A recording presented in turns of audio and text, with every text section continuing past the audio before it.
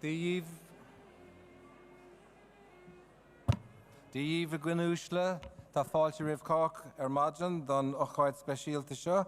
Good morning to you all and welcome to the conferring ceremony for the graduates of the Faculty of Business, the Kemmy Business School. We are delighted that you could join us here today to honour and celebrate the achievements of your loved ones who are part of a great and growing UL family. And in addition to those of you who are seated with us here this morning, we have a very significant global virtual audience who also form an integral part of our celebration.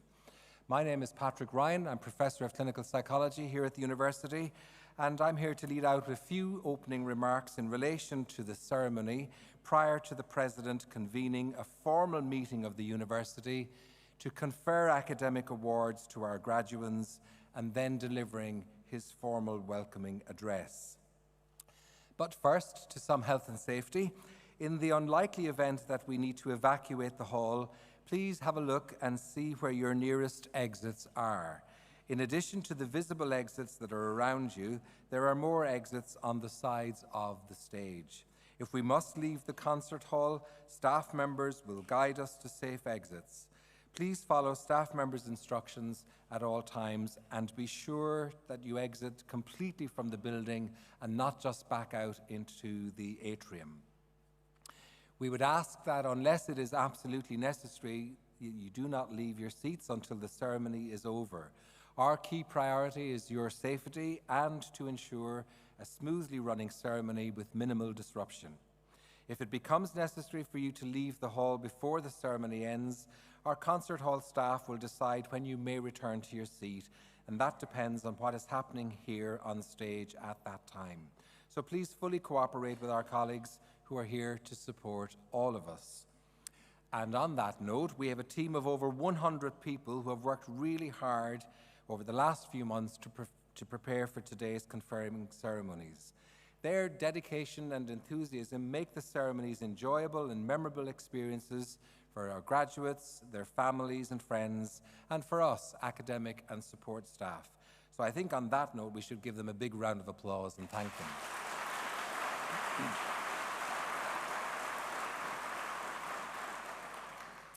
Here at UL, we have a really beautiful and open campus, and we hope that you get a chance to enjoy it today. Because our campus is open to the general community, we have no control over non-accredited photographers who may take photographs of the graduates. The university's accredited photographer and a framing service are located in the building across from the concert hall. Mobile phones. If you have one, take it out, power it up, turn it on, whatever you want to do, but put it into silent mode.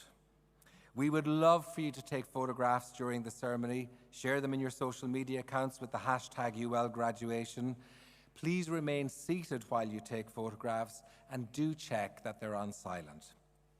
So a little bit about the symbolism of the academic staff and graduates' attire here in the university, and also about the mace. Academic gowns date back to the 12th century and the earliest universities, when the dress of the scholar, both the student and the teacher, was that of a monk. At the Council of Oxford in 1222, the local bishop decreed that all clergy should wear a closed and flowing gown. Oxford and Cambridge adopted this practice and continued it even after clerical attire changed. The hood was originally intended to serve as a cover for the cleric's tonsured head, and later caps were introduced. You will notice that some academics wear caps while others do not.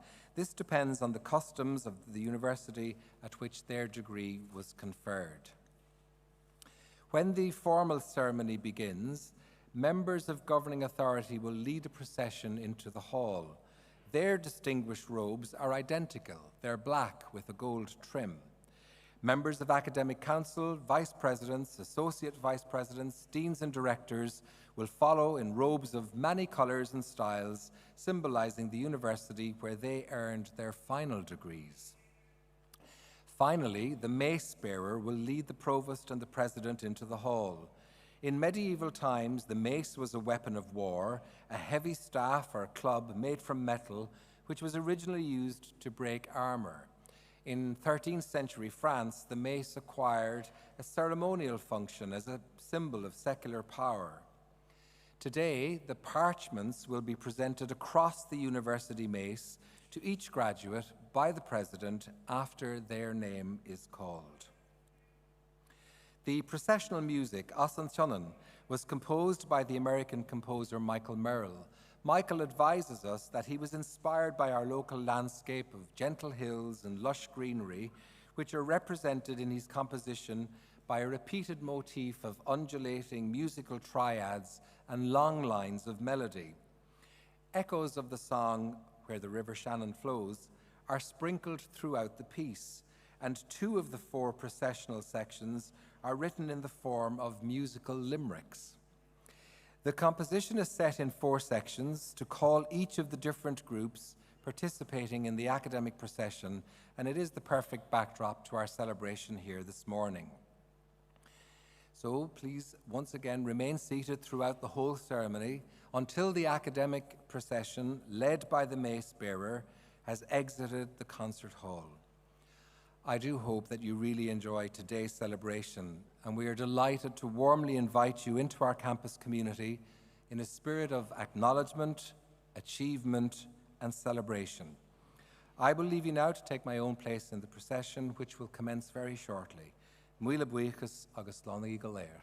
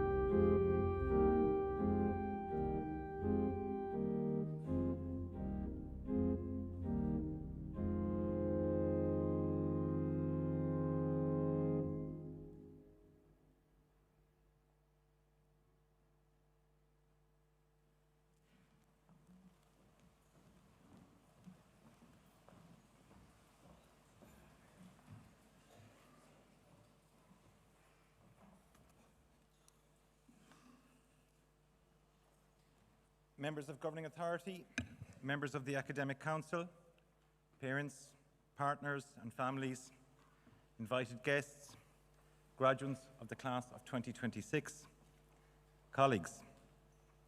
A meeting of the university is hereby convened for the purpose of conferring academic awards.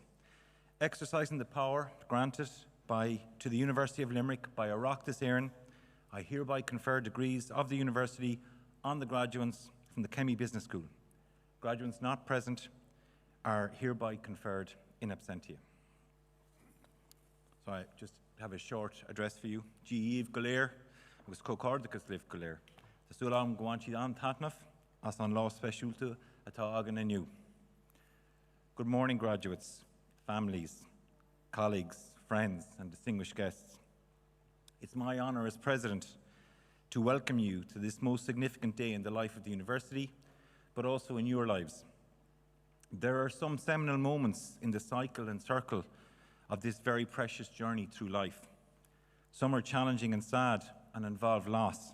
Others are like this one, huge joy and the celebration of human flourishing, often involving those closest to you.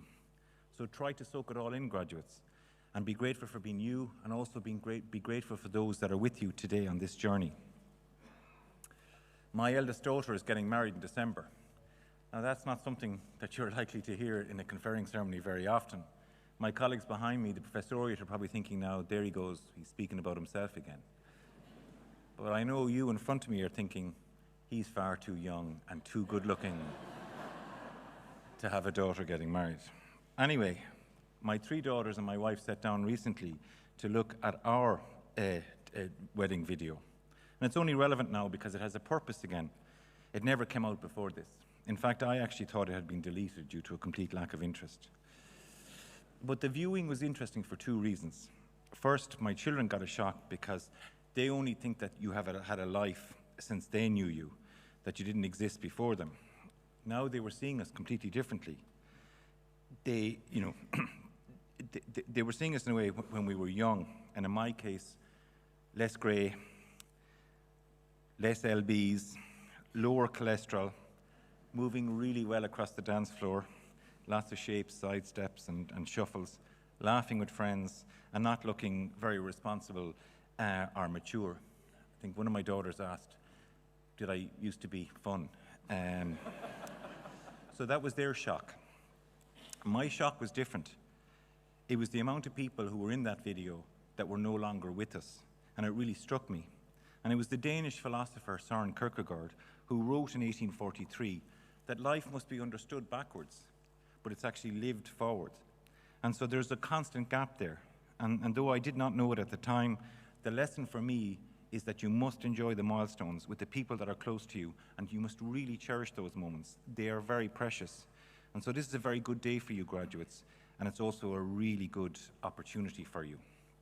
So I'm not going to keep you long, because today is all about you and those that are close to you. And let's be honest, you won't remember a thing I said anyway, and if I'm brutally honest, I'm getting so old I'm going to forget too. So ultimately, it's about celebrating your journey through this university.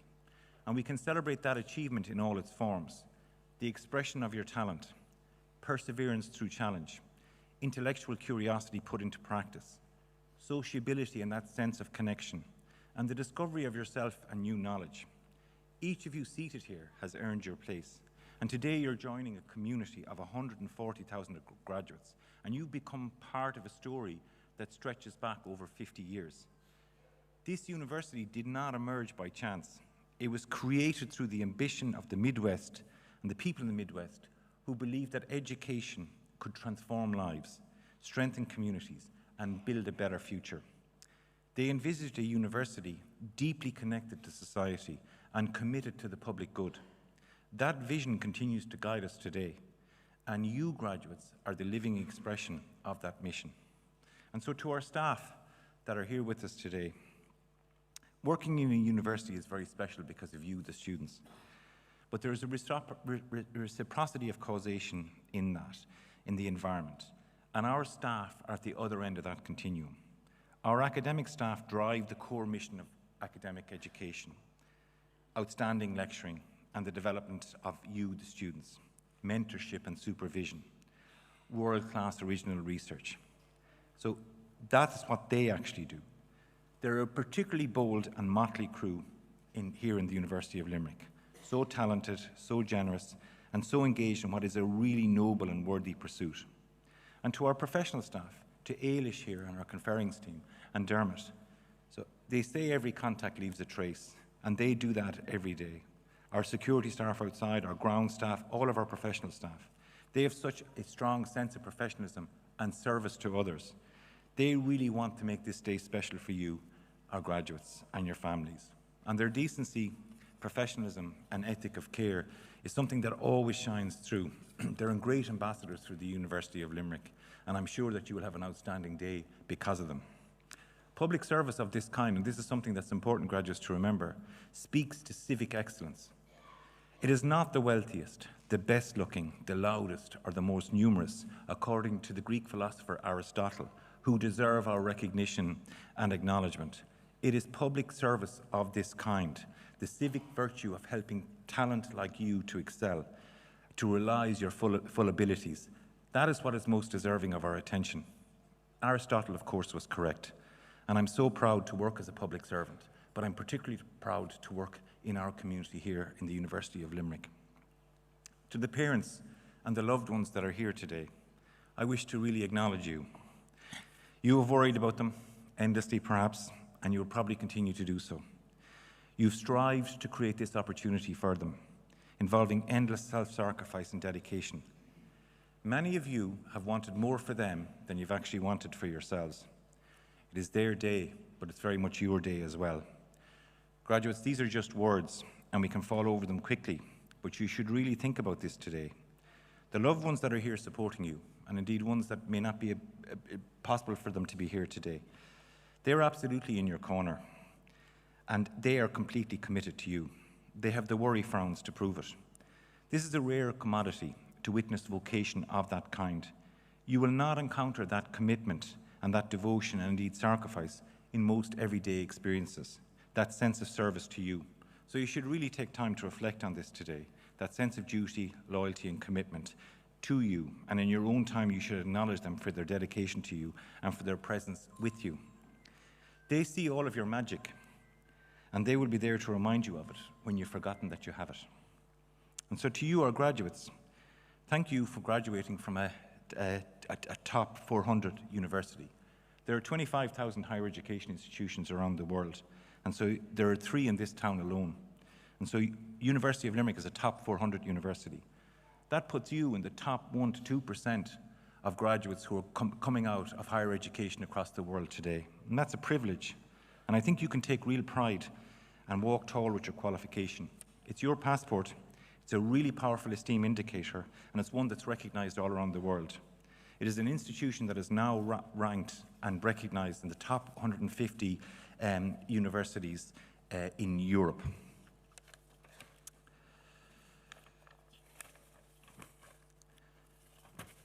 So I'm nearly done.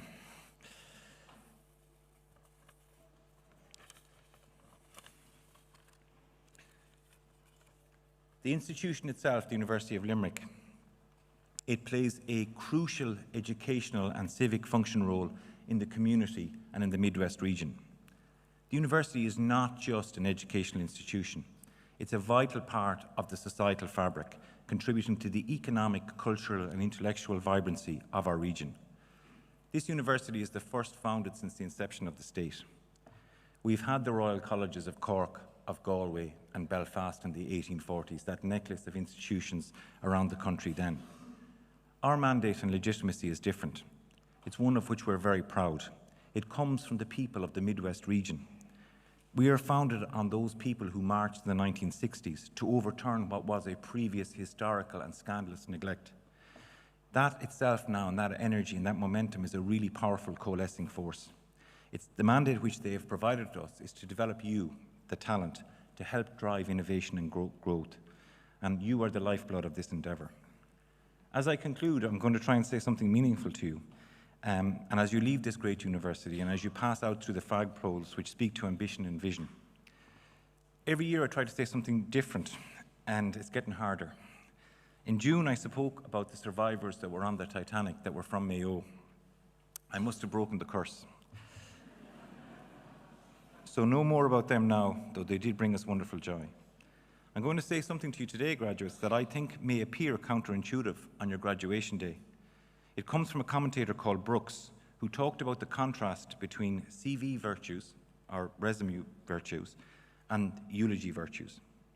Though you are only commencing on your journey, you need to begin with the end in mind, closing the gap that Kierkegaard referred to earlier. You are receiving a degree today that builds your CV, and this is very powerful. That's also really important, and you should continue to build it. But tomorrow, also focus on building your character. The world indeed does measure us by our CV virtues, your titles, your grades, your experiences, your performance KPIs, your salary. These are, and also the skills that you will bring to the market. But you will be remembered by your eulogy virtues, your kindness, your integrity, your humility, your courage, and that sense of service that you have to others, your love of others, and your families that are here with you today, and how you made people feel. Graduates, do not chase a successful career at the expense of a meaningful life. If you want proof, and you don't have to believe me, but in keeping with the opening of this speech, when people die, the eulogies celebrate them differently from the way we define success in everyday life. In the end, it's almost as if we come to realize that what really matters is the following: connection, relationships, kindness, service over self-interest, the contribution to others, wisdom, courage, meaningful relationships, and that ethic of care that we've spoken about. By keeping them in mind, graduates, you are very much likely to find a much deeper, more intentional and lasting fulfillment. It's easy to let ourselves get consumed by work, by titles and metrics. It's easy also to forget the things and the people that really matter. So for me, graduates, I will leave you with my hopes for you in the words of a poet, John O'Donoghue. And it's from his poem from a collection called "To Bless the Space Between Us." It combines both your CV virtues, but also your eulogy virtues. So here it goes. May you have the grace and wisdom to act kindly, learning to distinguish what is personal and what is not. May you be hospitable to criticism. May you never put yourself at the center of things. May you act not from arrogance, but out of service. May you work on yourself, building and refining the ways of thought and action that make you fully available to the work you've undertaken. May you learn to cultivate the art of presence in order to engage with those who meet you. When someone fails or disappoints you, may the graciousness with which you engage be their stairway to renewal and refinement. May you treasure the gifts of the mind through reading and creative thinking, so that you continue as a servant of the frontier, where the new will draw its enrichment of the old, and where you never become a functionary. May you know the wisdom of deep listening, the healing of the wholesome words, the encouragement of the appreciative gaze, the decorum of held dignity, and the springtime edge of the bleak question. May you have a mind that loves frontiers, so that you can evoke the bright fields that lie beyond the view of the regular eye. May you have good friends to mirror your blind spots, and may leadership be for you a true adventure of growth. Graduates, all that is left for me now is to congratulate you on your achievements and successes to date. Thank you for attending this beautiful and great university. I wish you every success in your future endeavours. Berbua, go well.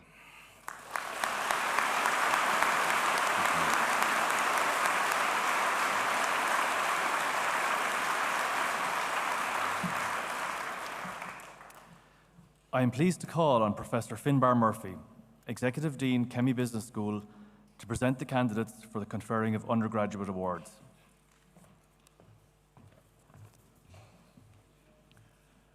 President, the Academic Council of the University has been satisfied that the following candidates are worthy to be conferred with undergraduate awards. Therefore, I present the candidates and request you to confer the awards on them. Professor John Fahey, Department of Management and Marketing, Kemmy Business School, will present the candidates in each award category in alphabetical order of surname.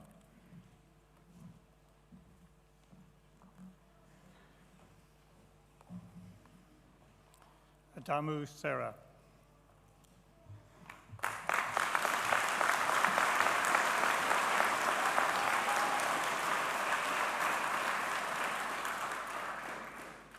Alfred Rebecca Rose.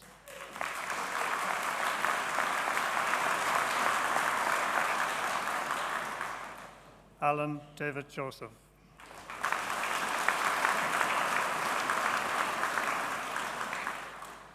Anderson Gavin.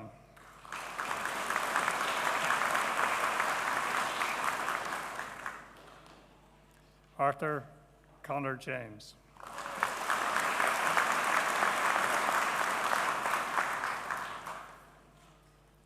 Baldwin Rachel Marie.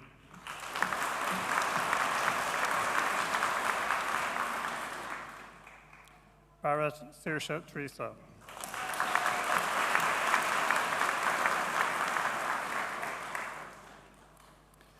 Barry Niall Michael.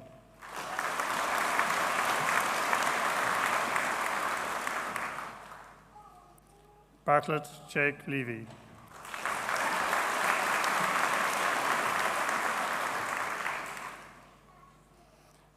Byrne Tiernan Killian.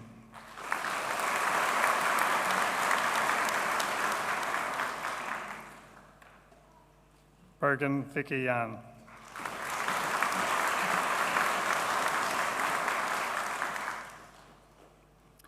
Botra Arashit.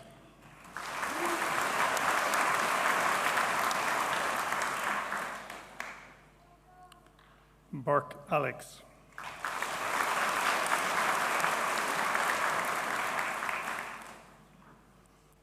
Bo Adam.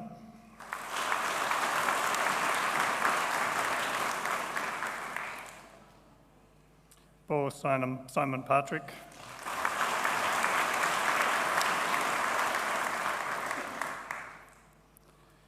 Boyd Constance Ann.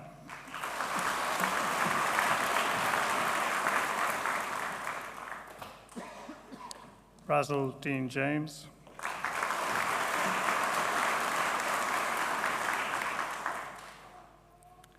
Brosnan Anna.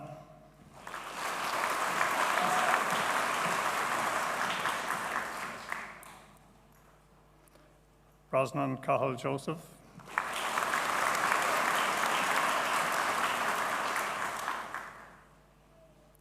Brown Kate.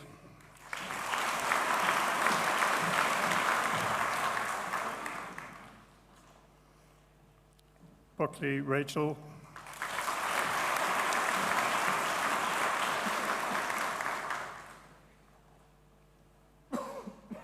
Burns Shane.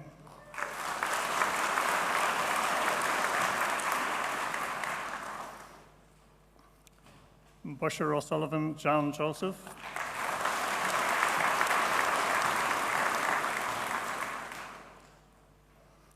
Buttimer Henry Harold.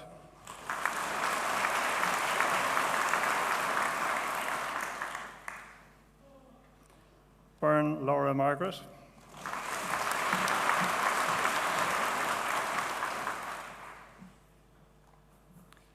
Byrne Paula Grace.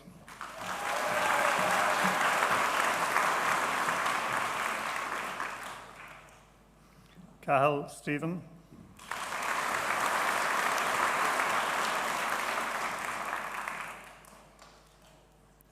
Calnan Emma Angela.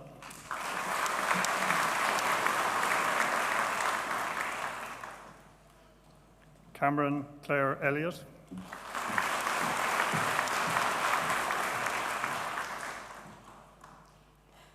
Campbell Kieran Hugh.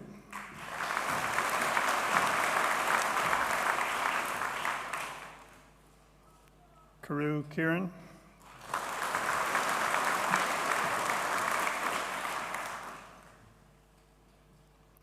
Carrie Eva Marie.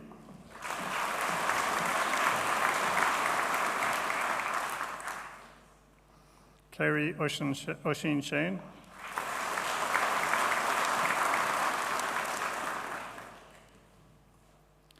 Carol James Hugh.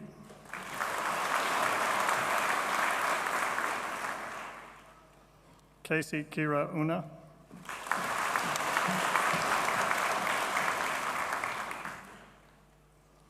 Casey Dara Gerard.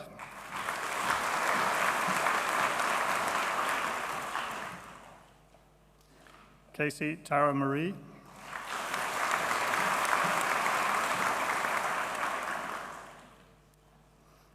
Casson Jack Keelan.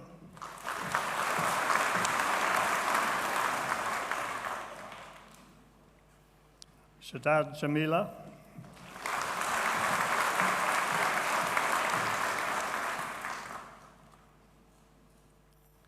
Champelli Lucy Marie.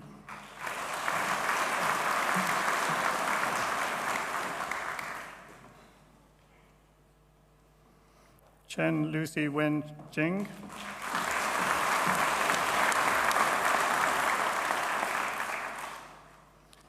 Clark Brona Anne Marie.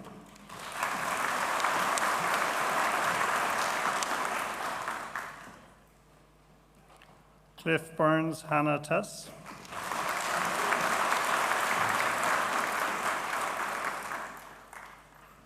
Clifford Ashleen Sarah.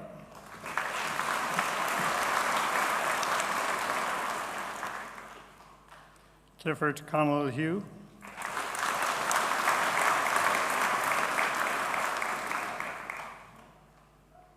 Clifford Mark.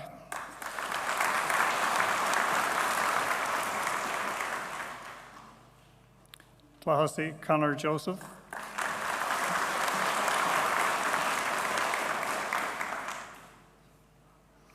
Cody Leisha.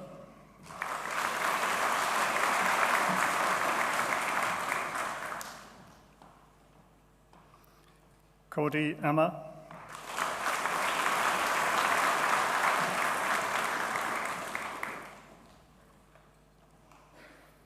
Coffee Killian.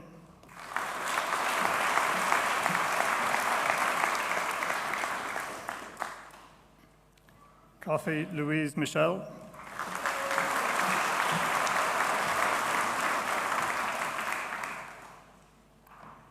Coffee Sinead Leah.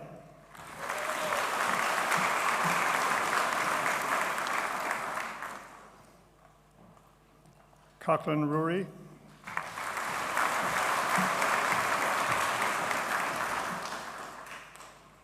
Collins Clare.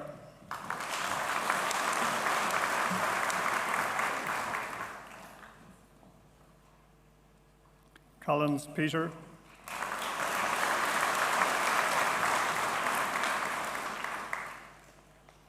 Concannon Clare.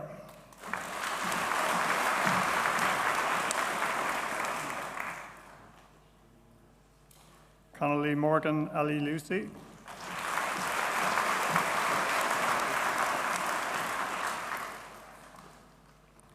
Corbett Laura.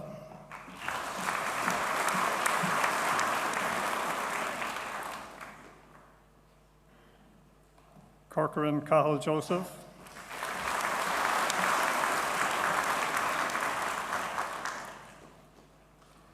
Corcoran Mia Catherine.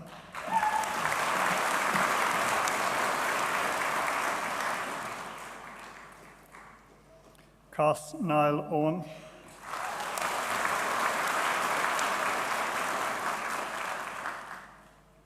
Coughlin Aaron.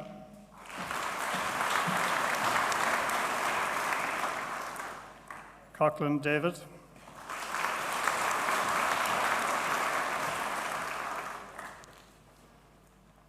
Cox Milo Realt.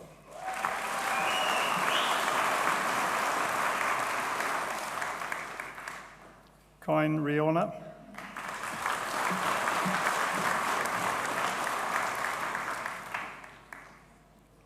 Crehan David.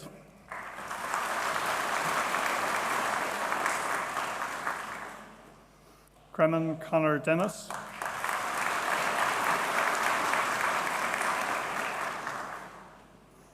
Gross Rachel.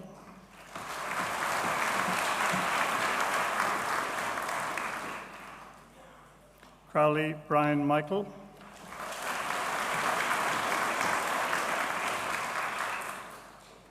Crowley Emma.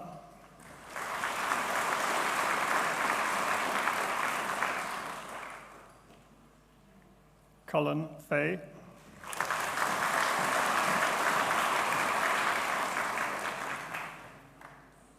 Cullinan Amy.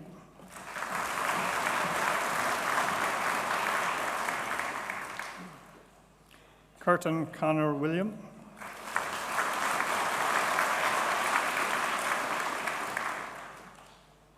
Curtin Gillian.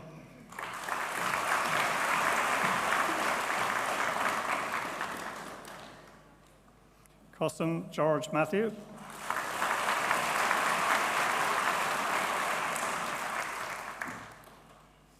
Daly Jeremiah.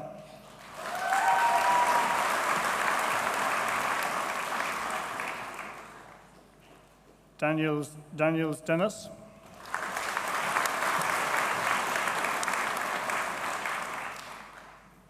Dennehy Roisin Mary.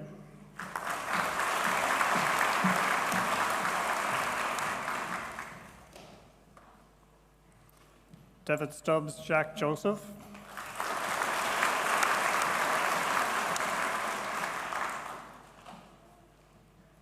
Digan Ryan.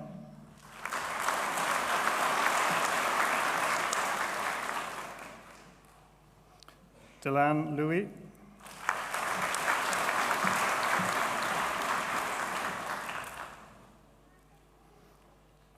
Dylan Ben.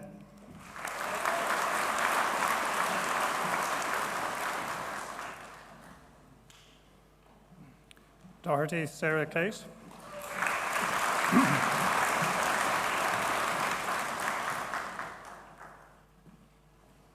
Donovan Oshin Ruan Johan.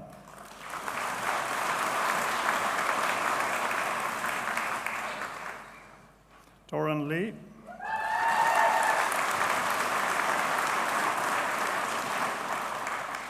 Dorian Jack.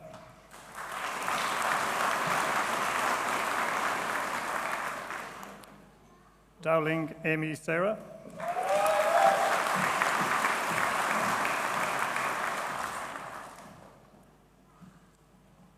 Dowling Con James.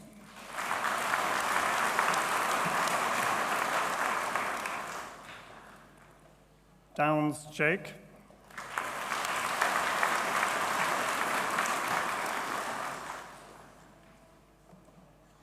Downey Fiona.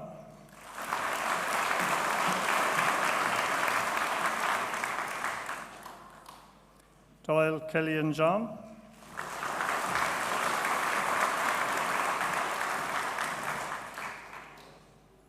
Doyle Rory.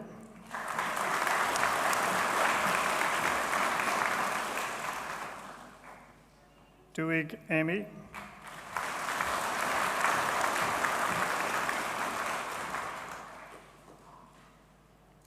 Duncan Jamie Peter.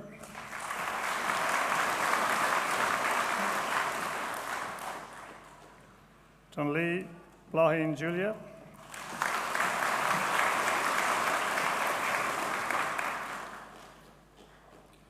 Dun Jessica Rose.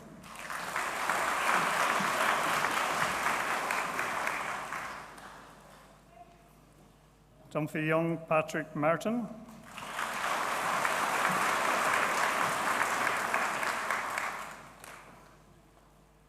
Elicic Tatiana.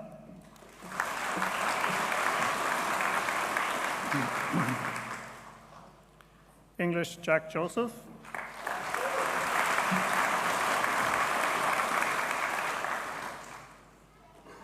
Enright Oisin Thomas.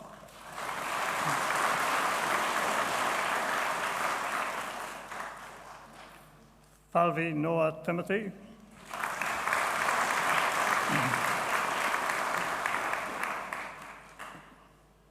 Fanning Clodagh Kate.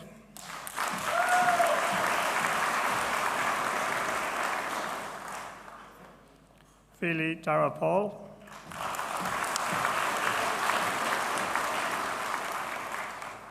Ferncombe Stephen Michael.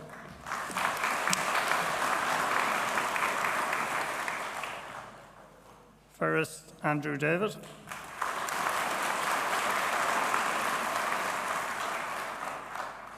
Ferris Connor Knoll.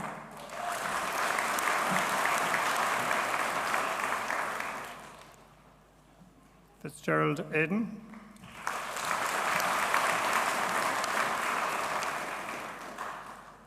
Fitzgerald Gabriella Ann.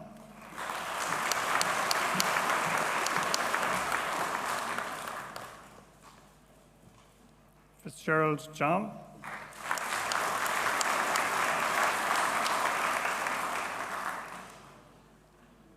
Fitzpatrick Dylan Patrick.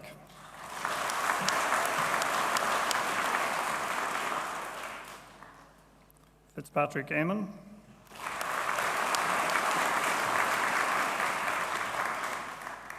Flanagan Eva Mary.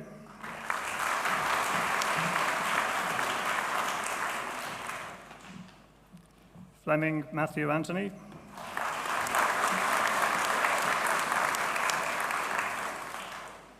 Fleming Michael Daniel.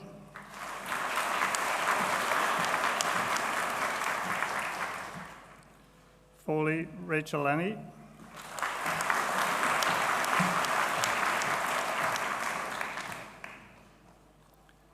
Foley Shifra Mary.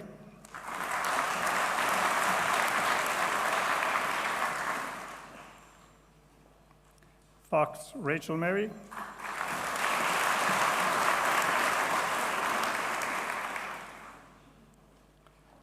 Foy Barry Kolikov.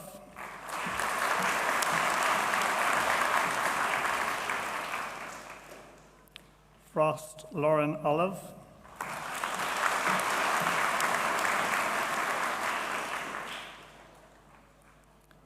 Furlong Michael.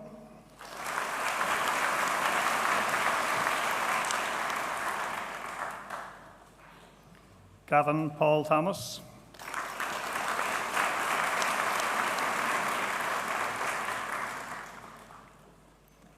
Gurity Daniel.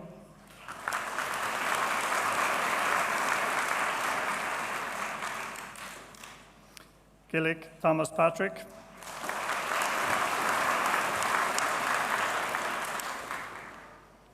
Gilmartin Sarah.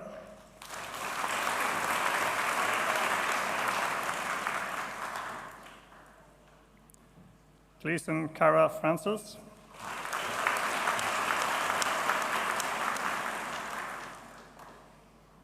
Golden Keen John.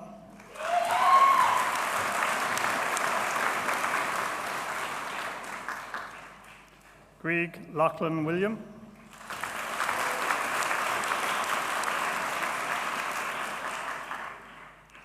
Griffin Edward Maxwell.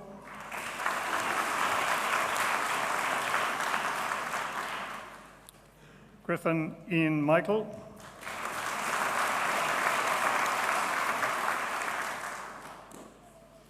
Habib Nisha.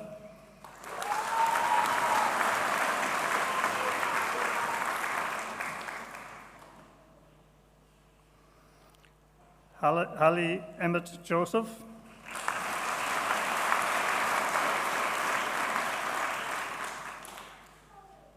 Hanrahan Tom.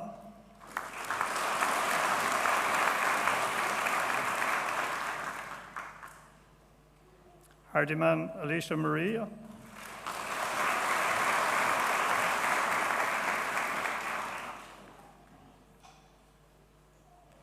Harrington Jack.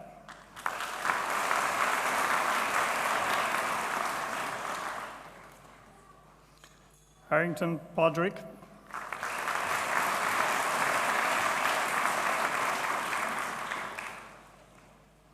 Artie Rebecca Allison.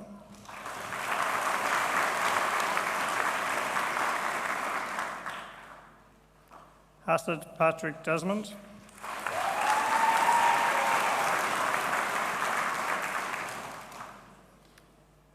Hayes Ewan Lewis.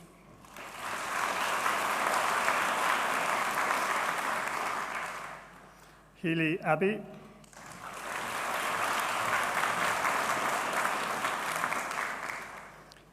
Healy Owen Barry.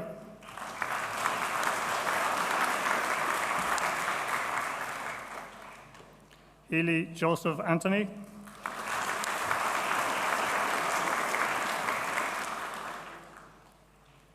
Evanor Emma Julie.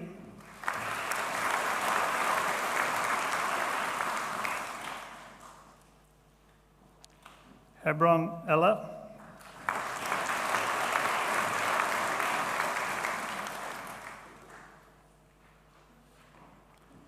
Hecke Walsh Maria Lorraine.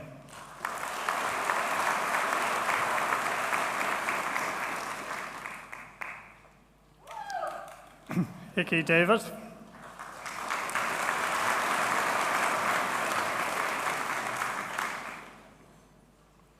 Hickey Gerard.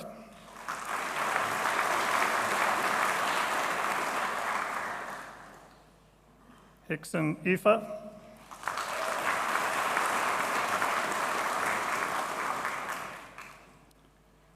Houlihan Tara Eve.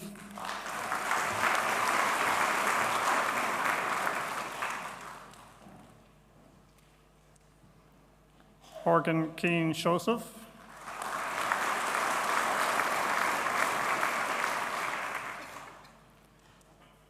Houlihan Clodagh.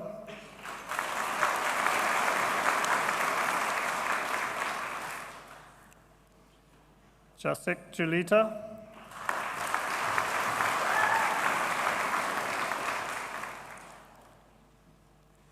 Jaya Singh Hirachi Taruni Roshin.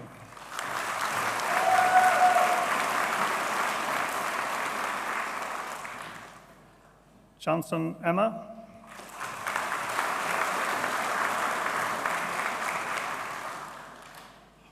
Joy Emma.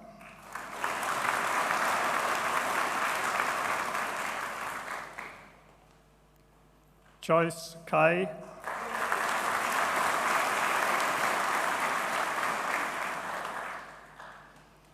Keen Conal A.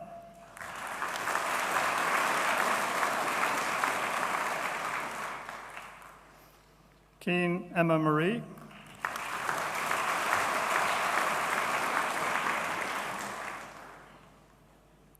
Keen James Daniel.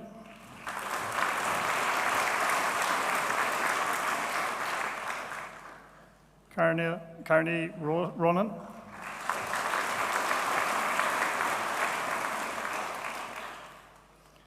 Kellis Chloe.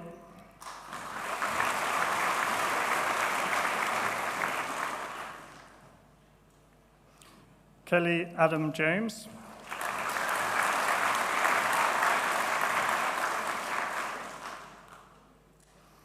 Kelly Amy Marie.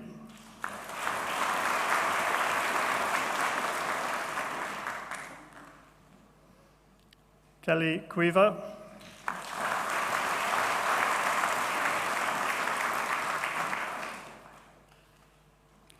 Kelly Ellen.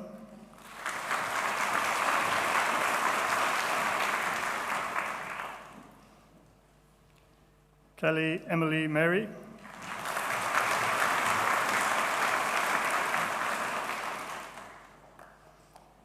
Kelly Katie Francis.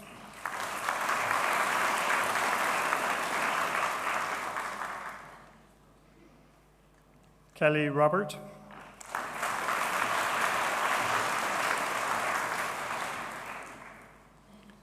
Kennedy Claire.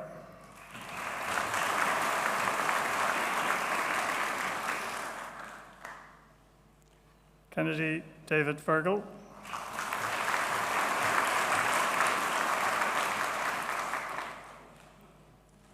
Curran's Amy Marie.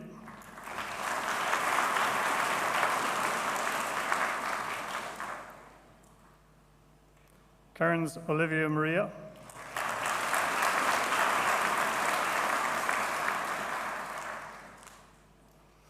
Curtin Robert Samuel.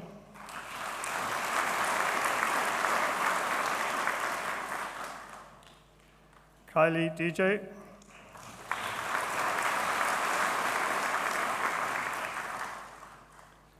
Kylie Stephen.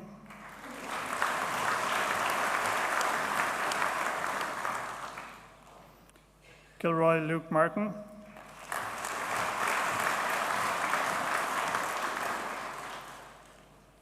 Kingston Ellen Mary.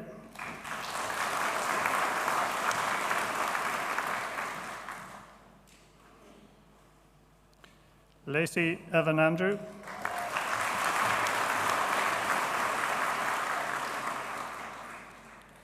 Lacey Ray Edward.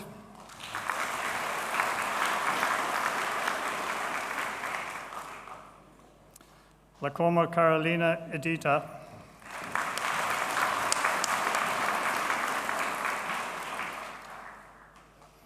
Lally Cuiva Mary.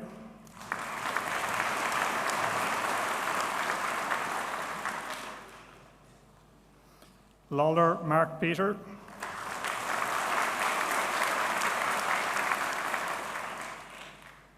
Lavelle Rory Tomas.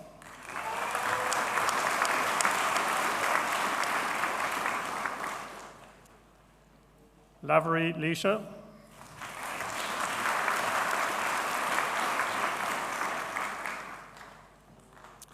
Lawler Abigail.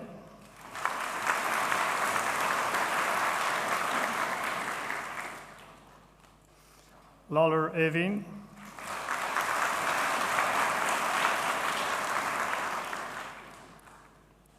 Lawler Rachel.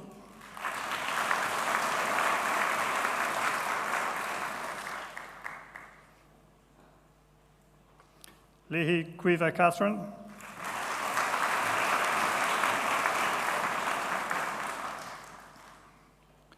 Leamy Maria Helen.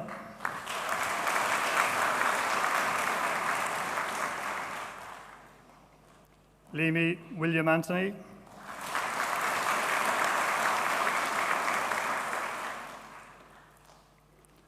Linigan Andrew Seamus.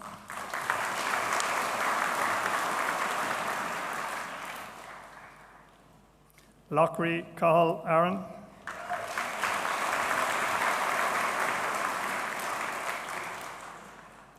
Lyons Cormac Jeremiah.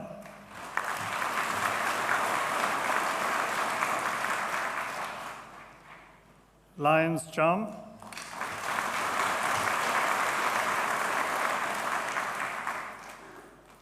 Maher Aoife Bridget.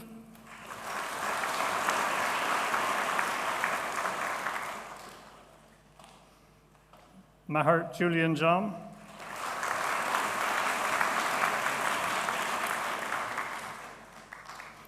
Maher Lauren Mary.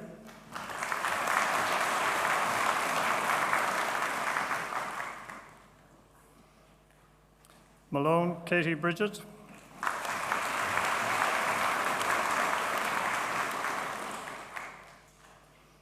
Malone Rachel.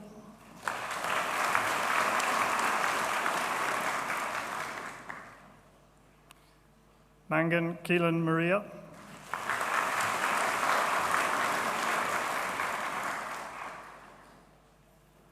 Manning Joseph Daniel.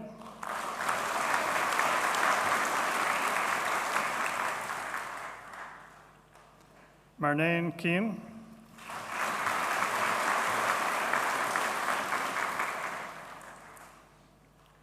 Martin Annie Rose.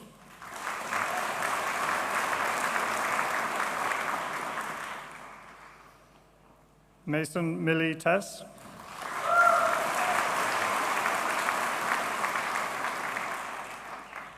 Matthews Sophie Bridget.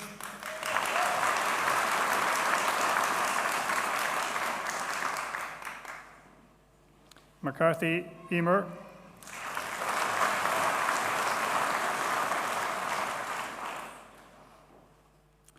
McCann Rachel Zoe.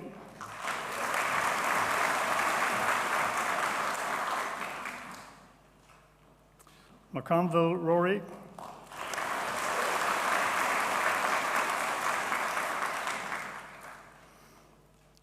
McCormick Hannah.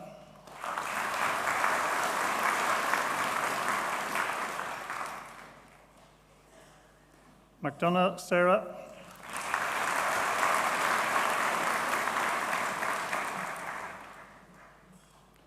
McDonald Owen Gerard.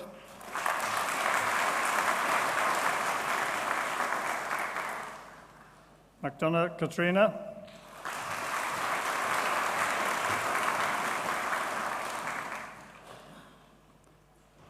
McGreal Sam.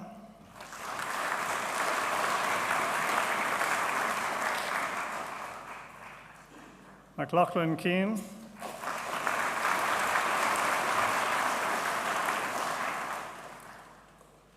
McMahon Molly Rose.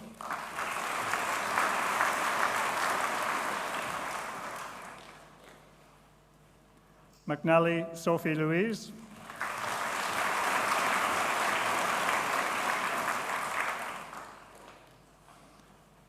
McSweeney Owen,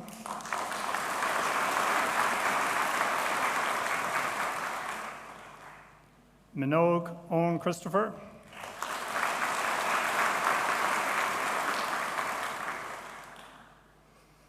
Maloney Katie,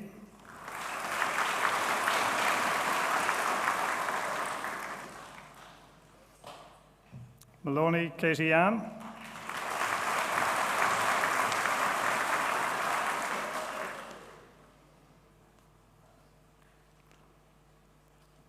Maloney Leah Case,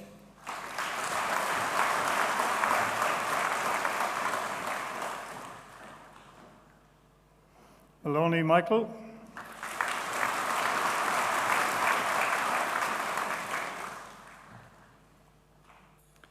Moore Fian,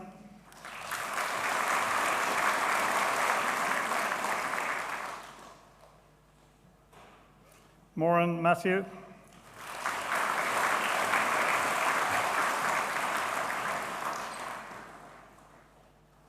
Moriarty Seamus,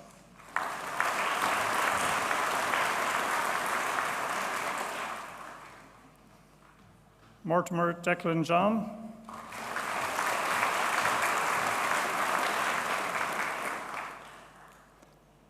Moylan Owen Patrick,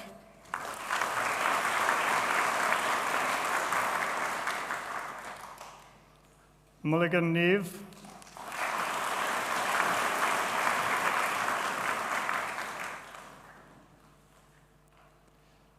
Murphy Averill,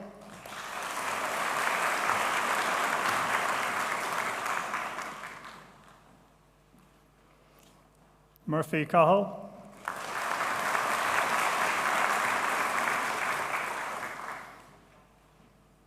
Murphy Eden Sean,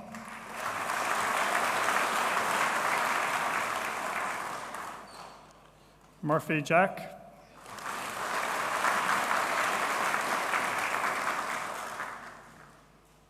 Murphy Julie,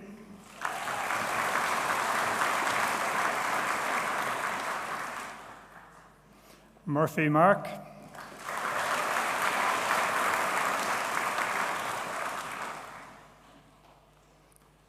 Murphy Murray Jody Emma,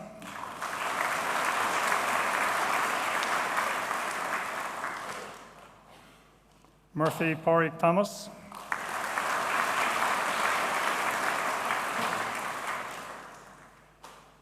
Murphy Rebecca,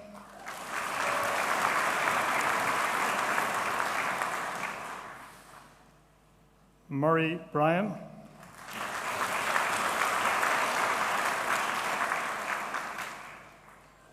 Musgrave Samantha Olive,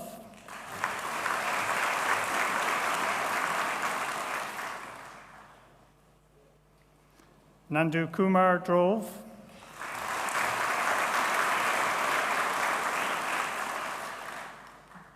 Nolan Carroll,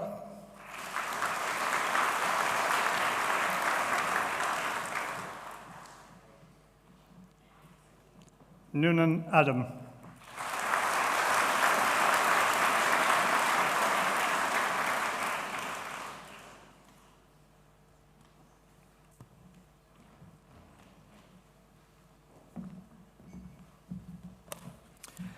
I am pleased to call on Professor Finbar Murphy, Executive Dean, Kemmy Business School, to address graduates from the class of 2026.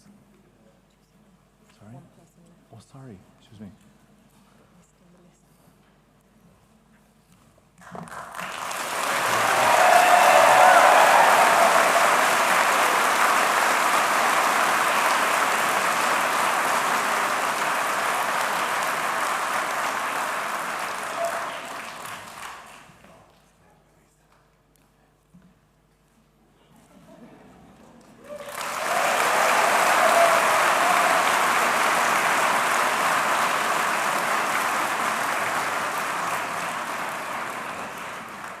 So I now call on Professor Finbar Murphy to address the graduates from the class of 2026.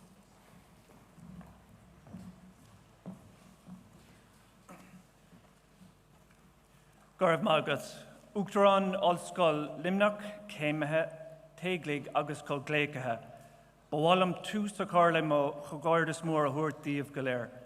Tá gach duine I scoil gná Kemmy agus ollscoilimnach an bhrúdá lasamh. President of the University of Limerick, graduates, family members, and colleagues, I want to start by offering my wholehearted congratulations to you. All of us at the University of Limerick and the Kemmy Business School are very, very proud of you. Today is a great day of celebration. You've worked hard, faced real challenges, and emerged on the other side. You're ready to take your place in the world or to advance your career to the next level. And it's a world of fantastic opportunities, a lot of complexity, and also a lot of uncertainties. I have a short address to you, but first of all, President, you never lost it. You're still fun. And if you could pass that on to your children. Graduates, I do want to spend a few minutes on something I see in almost every cohort that comes through this school now, and it is something worth celebrating. Survey after survey tells us the same story about your generation. A majority of you are seriously considering starting your own business. Indeed, some of you already have. That instinct doesn't surprise me. You have come of age worrying about entry-level jobs that may be automated partially or fully through generative AI. You've also seen people build businesses from just a laptop and a social media following. Wanting to build your future is a rational response to the world you've inherited, and as a business school, we're very proud of that. But I want to offer a note of caution because I think there's a trap hidden inside that ambition. To explain it, I need to take you back about 50 years ago to a genuine turning point in how business itself was understood. In 1970, the economist Milton Friedman published a very famous essay in which he argued that a corporation has one job and one job only, and that is to maximize the profits for its shareholders. Everything else, employees, the community, and even customers as anything other as a revenue source, were someone else's problem. It was, and is, a very clean and powerful idea, and it did go on to shape generations of management thinking. At the time, there was a pushback against it. In 1979, Kenneth Mason, who was the president of Quaker Oats, published an article in Business Week, and there's a fantastic quote in there, and I hope you remember it. He wrote, quote, "Making a profit is no more the purpose of a corporation than getting enough to eat is the purpose of life. Getting enough to eat is a requirement of life. Life's purpose, one would hope, is somewhat broader and more challenging," end quote. For Mason, profit was a requirement of a healthy business and not its reason for existing. Mason effectively lost that argument, at least for a while. I want to take you back to 1987. There was a film released called Wall Street. Very many of you will have seen it. If you haven't, I'd highly, highly recommend it. The director was Oliver Stone, and it starred Michael Douglas as a character called Gordon Gekko. Famously in the film, Gekko said, "Greed is good." I've been practicing that, sorry. Please don't snip that out and post that. But it's worth remembering what that line actually represented. It was a permission slip for an entire era of management. It gave people license to stop asking, who am I serving and how well am I doing it? To start asking only, how much value can I extract? Employees became a cost line and customers became a conversion rate. As an aside, the director Oliver Stone and Michael Douglas were very much taken aback by how the line landed. They'd written Gordon Gekko as the villain whose greed is good line was meant as a warning, a portrait of Wall Street excesses. They were surprised that a large number of people came to them and said how inspirational it was when in fact it was an indictment. I worry that what passes for entrepreneurial ambition today has quietly absorbed the same permission slip, just repackaged for a different decade. When the goal becomes build an audience, monetize it, exit fast, the customer stops becoming the point of the business and instead a mechanism for extracting profit from it. Here's my larger point. Businesses that make money and grow and matter are almost never the ones built around extraction. They're built the way business was more often understood before Friedman's doctrine took hold, around employees who are trusted and customers with a real problem solved so well they're happy to pay for it again and again. Profit in a well-run business isn't the objective, it's the evidence. It's the signal that you've made someone's life meaningfully better. I say chase that signal honestly, and the profit will follow. There's a quieter argument here as well. A life spent solving real problems for real people and treating people who help you do that with real respect is simply a more satisfying way to spend your working careers than a life spent chasing profit on a screen. Purpose and profit, they're not intention. They're not intention. They are fellow travelers. So I say be ambitious, whether it's your own business or whether it's your work within a company. The world needs more of you willing to build, but build towards someone and something, not just towards an exit. Solve something real alongside people you treat well and who treat you well. Let profit be the proof, not the point. That's not a compromise on wealth. It is, I'd argue, a recipe for it. Graduates, you're not just entering the business world, you're entering into the business of being. And in this business, there's no blueprint, there's no manual, there's only you, your decisions, and the meaning you choose to create. Arish Cogordas Round Gavila is Fehe Shea. Congratulations again to the class of 2026. Gorev Mila Mahagwif.